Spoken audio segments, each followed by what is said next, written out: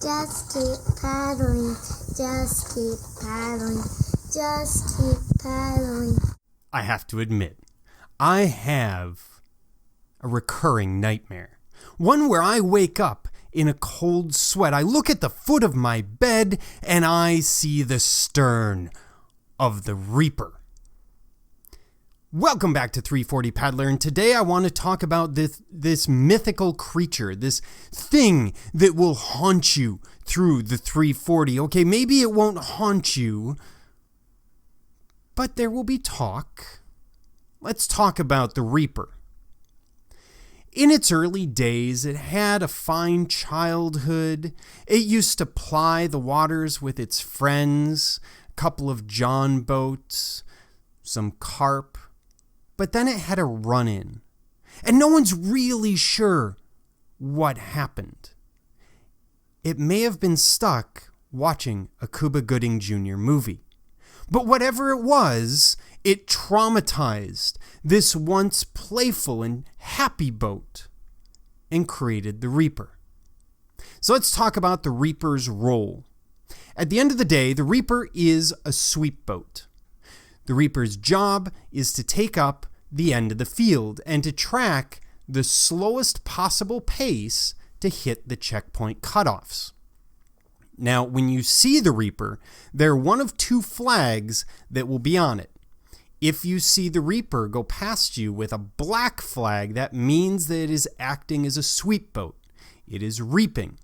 If it passes you, that means you are behind the pace. But unless it beats you to a checkpoint, you are not disqualified. You will not be disqualified until it hits the checkpoint. So you could sit behind it and then do a final sprint ahead of it right at the end. Now, sometimes instead of the black flag, you would see a bright yellow flag up here, and you may see the Reaper go speeding past you at impossible speed. If that happens, it means it is acting as a safety boat. It is going on a call. It is going to provide assistance, probably towards the back of the field. Don't panic if that happens. Basically, if you see a wake behind the boat, it probably means it is acting as a safety boat. And you can relax a little bit. Not too much. I mean, after all, you don't really want this in your rear view all throughout the 340. So, I said that it's going to go through the various checkpoints. And this is why you don't need to fear the Reaper, because you know exactly where it's going to be at any time. Mansker's minions have made a point of laying out a schedule based on the new checkpoints, the 2020 checkpoints, that will tell them exactly where the Reaper will be at a given time. So when will it pass a certain bridge? When will it hit Riverfront Park or La Bonnie or Fort Osage or Napoleon, Lexington, etc.? And it will pace based on this speed right here, because it starts with the tandems. It doesn't start with the solos. The solos get an hour head start. So for the tandems, it's going to maintain 6.17 miles an hour starting at 8 a.m. For the solos, that translates into about 5.69. As long as you maintain over that pace to Waverly, you're fine, because look at the next set of speeds. To Glasgow, 3.4, to Jeff City, 3.4, to Herman, 2.8.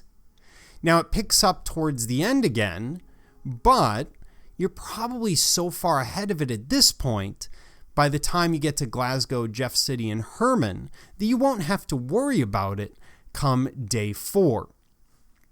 That being said, when you look at what the Reaper's doing, if you run into trouble during the race, you're probably going to have that bank time. You're going to want to keep track of where that Reaper is, where that line is at any given time, so that you know what kind of cushion you have before facing the beast.